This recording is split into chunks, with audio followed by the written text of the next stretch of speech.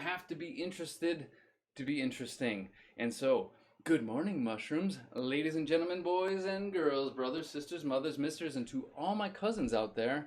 It's time to plug in and get this train a-chuggin'. And Trump publicly criticizes Birx for the first time, so he is at war with another scientist, especially his hand-picked scientist to head the Corona task force. Let's learn a little bit more in the caption. Yes, he blasts the coordinator of his task force. A blast is a compressed force of air that shoots forward, much like from a gun, or then the destructive compressed air wave that emanates from an explosion. And so to blast somebody is with that forcible ejection of hot air from your mouth, and well, he's known for ejecting bursts of hot air. When we say hot air in English, like he's just full of hot air, it means that there's no real substance and he's basically just exhaling nonsense. But to blast, to rip, to tear, to strongly criticize, and we'll see another word coming up, another word for that coming up in a few moments. A bit frazzled, a bit dazzled, but never flustered. And so, it's out of control. Distancing and masks are no longer enough in the US. That's just a nice way of saying anymore. However, you'd say distancing and masks are not enough in the US anymore. And by adding the anymore at the end of the sentence, it kind of sounds like an afterthought. And so if you say no longer enough here before the end of the information of the sentence, then it sounds a little bit more formal and not just an afterthought tagged on to the end of the sentence. Let's move on to some real vocabulary here. Teacher says, I may have signed a death warrant or my death warrant by voting for Trump. A warrant is a piece of paper that authorizes action taken in the name of justice. We have arrest warrants and we have apparently death warrants. And so signing the piece of paper that says, sign me up for being murdered. And I do use the word murdered because some people are irresponsibly not abiding by public health codes and therefore spreading the virus and therefore infecting other people, leading to death. But let's move on some more. We had this last week. Trump dodges Acosta's question. And so it's like somebody threw the question at him and he went, like Keanu Reeves, like Neo dodging the bullets of the agents in the Matrix.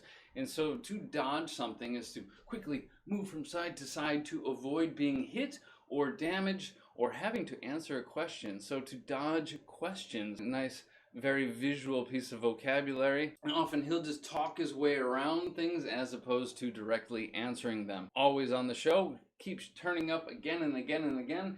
To tout something is to persistently and insistently promote something, often so as to sell it, much like an idea that this drug will work. Also, we can tout somebody as the next Michael Jordan. Firearms are guns. Because when we're talking about arms, we are, in the US, the Second Amendment, the right to keep and bear arms. Not bear arms, meaning no sleeves, but to carry guns. And it's really crazy. The purchases are skyrocketing. And this happens whenever people are anticipating the downfall or the disintegration of society, when they're expecting it to fall apart or break down into strange lawless anarchy. And so you saw crazy spikes in gun purchases when Obama was elected, skyrocketing numbers of gun sales after mass shootings like the Sandy Hook school shooting, which was real, no conspiracy theories here, but to skyrocket, to shoot up in a rapid fashion. Fascinating. It does not happen anywhere else. Let's move on to leakage. To leak. Often we have a gas or a liquid in some sort of container, much like a water bottle. And if the cap is not on completely tightly and you shake it up, some of the water might escape from the water bottle, and that is a leak. Or if there is a small hole in the water bottle or a small hole in the tire of your car or bicycle, the air will slowly leak out. It's supposed to stay inside. It's supposed to remain contained within that container. However, it leaks out against your will. And we also have state secrets or videos or information, other things can be leaked by individuals, often to the press or to the public, so as to raise awareness or illustrate that some of the information is being suppressed. And these technical problems throw me off, and then I get a little bit lost, and so my eloquence drops off precipitously. It plunges, it plummets, which we'll see one of those down below. The Trump investigation goes beyond hush money payments. If you recall in the news, one of the many scandals that Donald Trump was embroiled in or involved in was the hush money payments to that lady for having sex with her. And he paid money to keep her quiet. Hush. Shh. Hush. I just want you to talk in a whisper. To hush or to shush somebody. Hush money payments to keep them quiet so that way they don't speak publicly. Yeah, that's it. Let's go to the next. It's been on the show quite a bit recently. Even yesterday we had it as a verb, to scrutinize. And here, Spain's former king is to leave the country amid scrutiny of his alleged financial dealings, seemingly paid under the table, maybe some bribes. Now, agencies are looking at his finances very closely. They're inspecting and examining them in their investigation. Fascinating mystery of Trump's approach to Putin. If something is fascinating, it's very interesting, and you really, it piques your curiosity and you want to learn more about it. Little to no justification for the manner in which he deals with him. I can't explain it. If you can, let me know. We'll be famous. We've had it on the show countless times, and a milestone is a stone on the road with the mile written on it or engraved into it, etched into it, to let you know how far you have traveled, so therefore you know how much further you have yet to go. And so it's an indicator of progress. And so apparently the Arab world is making progress in the terms of nuclear, hopefully just power, but who knows. Read the article, let me know, and let's move on. In the run up to the election, he is losing ground. He is losing states that he had won in the past. To gain ground is to win. To lose ground, as you can imagine, this comes from war, in which, well, countries and armies attempt to take control of territory. The nation is grappling with the coronavirus. To struggle, to grapple. But grapple is even more visual, because grappling, a form of fighting in which you're holding each other tight and trying to throw the other person to the ground. And so it's even more visual than struggle, but it has basically the same meaning. Yeah, we're grappling with coronavirus. This morning I've been grappling with technical issues. TikTok, the ongoing controversy with China and the US, and now of course Trump says TikTok sales to Microsoft. Microsoft is in negotiations to acquire TikTok, and Trump says it can only go through, but only if the US can get a cut, because Trump can't see anything in any means other than economic. Why should the US government get a cut, a share, a portion of that? It's completely private. And so, yeah, just trying to coerce people into getting more money. I'm surprised he said if the US gets a cut, I'm surprised he didn't want to put a share or a cut in his own pocket. Moving on. Oh, thank you for the diamonds, Daniek. Appreciate it. Thanks for the bit. They were abandoned. I see diamonds and I just lose my train of thought. I got completely derailed by that sparkly little thing over there in the chat. Yeah, the US had previously been committed to supporting and helping the Kurds in northern Syria, but then Trump abandoned them. He's just like, okay, bye-bye. Good luck over there all by yourself. I'm going to just be over here if you need me. Oh, just kidding. Even if you need me, I'm not going to help. Bye-bye. This is just a little update to see how they have been doing since they were abandoned by the US and we cut off all support for them. And it's a tough and delicate situation. So, in the interest of not offending anybody, let's move on. Well, we don't know. He hasn't been convicted, and remember, in the US, innocent until proven guilty. The suspect, the person who is suspected of committing a crime, is in custody. That means the person has been detained and the police have control of him. He is locked, most likely, in some sort of cell in the jail. I keep saying he. I'm jumping to conclusions here. However, the vast majority of murders are committed by men. So, in that vein, let's just say he, if he is in fact guilty, then, lock him up, send him away, throw away the key, and let the other guys in the jail take care of him, because we all know that people who commit crimes against children don't stand a very good chance in prison. There's retaliatory measures taken by the other inmates. And my bitrate just dropped again, and oh, there we're back. That's wonderful. So let's move on to Southeast Asia. HSBC profits plunge 65%. Well, with all the controversy in Hong Kong, it's not much of a surprise that, yes, investors don't really want to be involved with them, and so they're plunging. We had the word yesterday as well, to plunge, to fall very rapidly, pretty much vertically, usually into a body of water, to plunge headfirst into the lake. I'm just watching my Twitch stream go crazy over on the other monitor. And to fundraise, just back to the vocabulary. Come on, Mr. James, stick with the program here. To fundraise is to raise funds for. So to raise funds, money for Trump's re-election. To fundraise, usually used as a noun. People hold a fundraiser for some sort of cause, maybe a charity or something, or a political party, a political campaign. So more often when we're using it in a verbal phrase, it is to raise funds for something. Or then in this case, a fundraiser. But to fundraise for also exists. Just a little bit less common, though shorter for the headlines. Let's move on.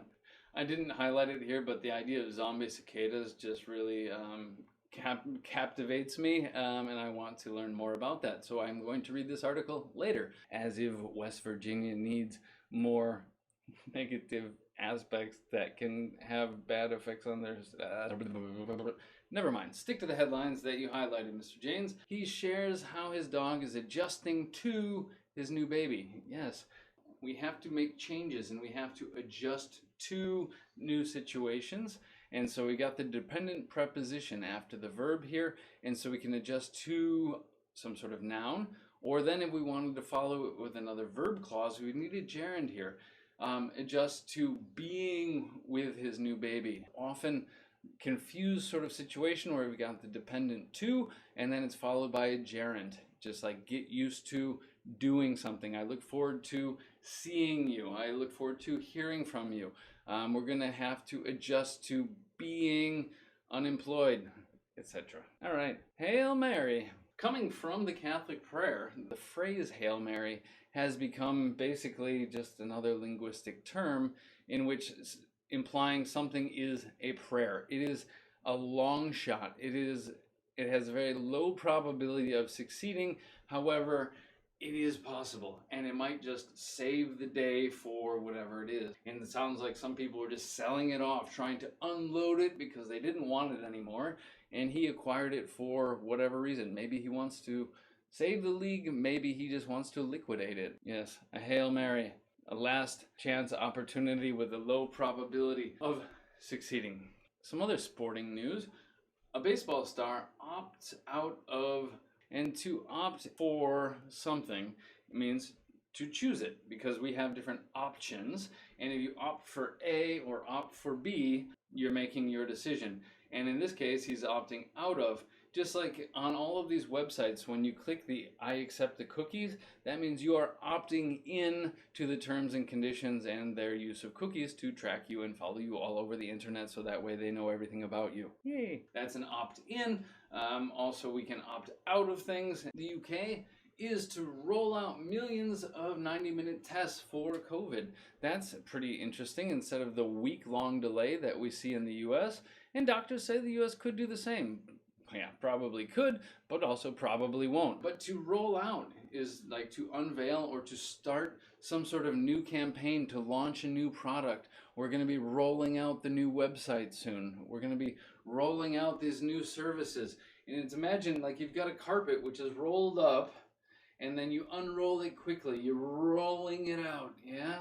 And so that way then everyone can see the fantastic new thing that you are putting on offer. Push through, carry on, Mr. James, persevere, show that tenacity. Pro Sports Players Associations come out against, blah, blah, blah. Now, to come out, it means to emerge from an unknown position. New revelations, new information is coming up, emerging from the unknown and being made publicly available. These pro sports associations, they had been silent. They had not said anything up until now, but now they're publicly opposing the stimulus priority. So they are against it. They're coming out against that. Moving on. And his daughter is rebuking him for not wearing a mask. And to rebuke somebody is to very sharply and very severely criticize somebody for actions that you see as incorrect, wrong, etc. Moving on. We had this headline a while back, and now the Vogue editor is speaking out publicly, and he's calling for, publicly requesting education after being racially profiled at his own office. Now, the profile, much like going around the silhouette, the shape, or the edges of something, that is the profile. But the profile, then, it's not the whole picture, it's just the outlines. And so then, therefore, we could extend that to, say, a summary. And so when we profile something, is we're looking at just a few key points. And so you could be talking about somebody's career profile. You could be talking about the profile of a company. Generally, a few bullet points about who they are and what they do.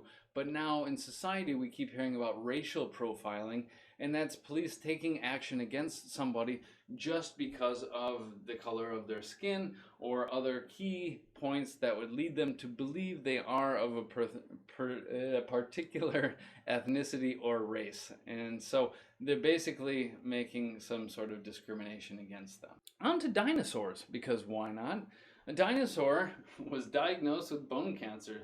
The dinosaur went to the veterinarian, the dinosaur doctor. Due to and through science, they detected that this dinosaur had bone cancer. And that same cancer afflicts humans today. To afflict somebody is to have a negative effect, especially often used with health conditions.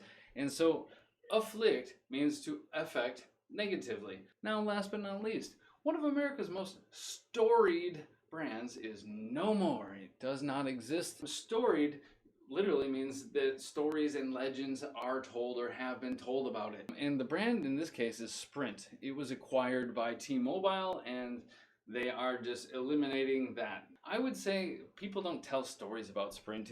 I would say, though, as one of the first and most prominent U.S. mobile or telephone carriers, it was quite iconic, but I wouldn't say storied. You could talk about storied athletes or storied people in history, the thing that legends are made of. And so, poor choice of words there. I would say most iconic brands. But hey, I don't write the headlines, I just pick them apart. For English Otherwise, that was breaking down the news. Many of you might know me as Mr. James, but if you made it this far, you can call me Cameron. And so if I don't see you sooner, 8 a.m. tomorrow. Have a great day. Bye-bye. Yes, stop the stream. And I'm pissed because I even shaved for you guys today and now it doesn't work. Ah!